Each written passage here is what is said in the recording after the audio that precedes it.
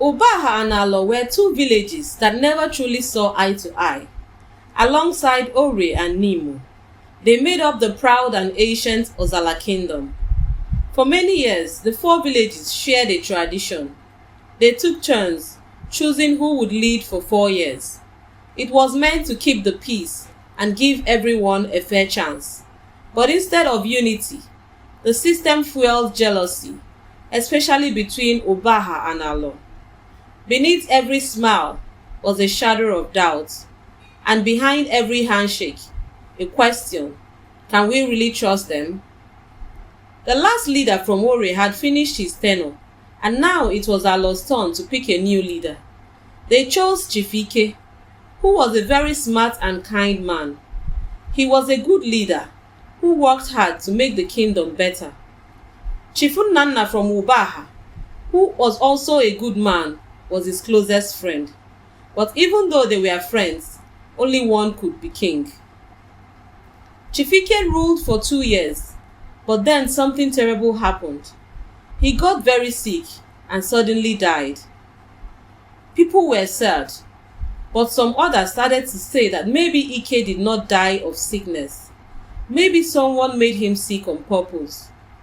The people of Alor, who didn't want to lose power, rumored that Ubaha might have had something to do with Ike's death. With his passing, leadership shifted to Ubaha village, and this time, Chief Nnanna was chosen. But the people of Alor were not willing to let go of power so easily. Some whispered that Ike's death was no accident, that Ubaha had played a hand in it. Others refused to accept that leadership should now belong to their rivals. At first, the resistance was subtle. Missed meetings, ignored directives. Then it escalated.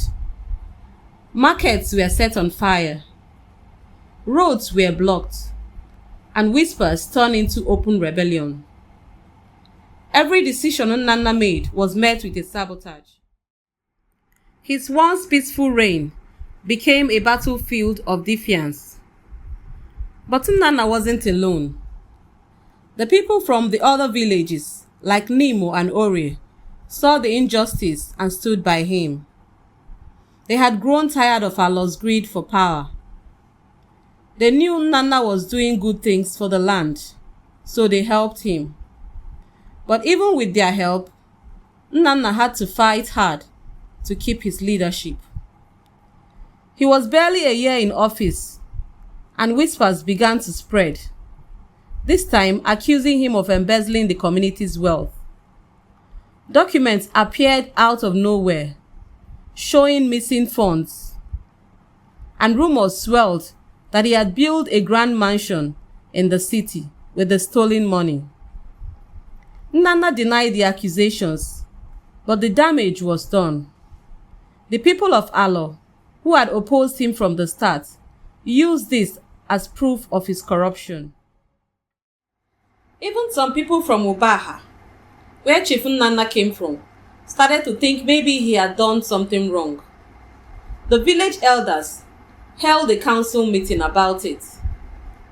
Chief Nnanna told them he was not guilty, but the papers they saw made it look like he had taken the money. The elders didn't believe him. They said, "You have brought shame to us," and they took away his title and respect. But not everyone believed the rumors. A few brave elders from Nimo and Ore decided to find out the truth. They began to ask questions and look into the things carefully.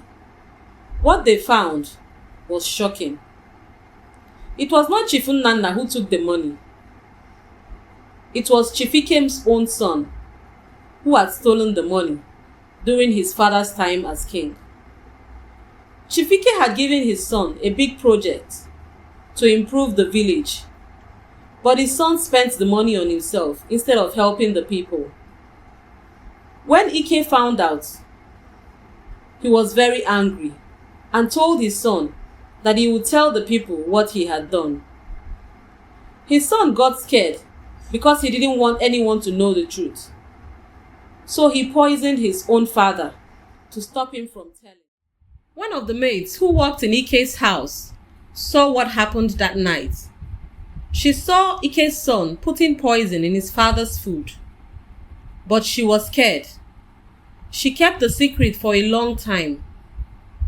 But when the truth came out, she told the elders what she had seen. The elders confronted Ike's son about this. He admitted to everything and confessed that he had poisoned his father and made it look like he died in his sleep. He had done it because his father had threatened to tell the villagers the truth about how he squandered the money.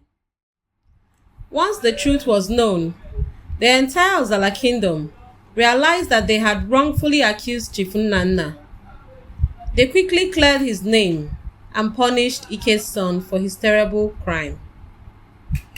Even though Chief Nnanna's name was cleared, he felt deeply tired and betrayed by the struggles he had faced.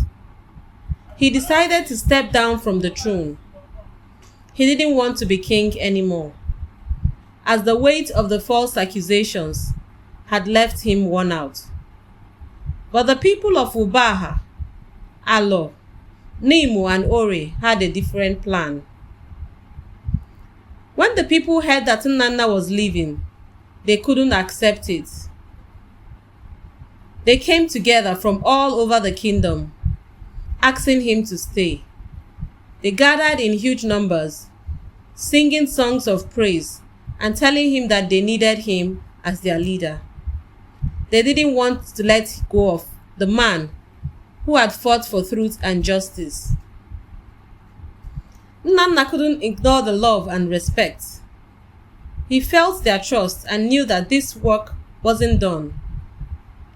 So he agreed to return as the king. To show their joy, the people celebrated with a grand festival. There were dances, music, and feasts that lasted for days. The entire kingdom came together, forgetting their past conflicts, and celebrated the man who had saved them from lies and division. The drums beat louder, the children danced, and the elders told stories of how Chief Nnanna brought them peace and unity. The celebration was a reminder of how far they had come and how strong they were together.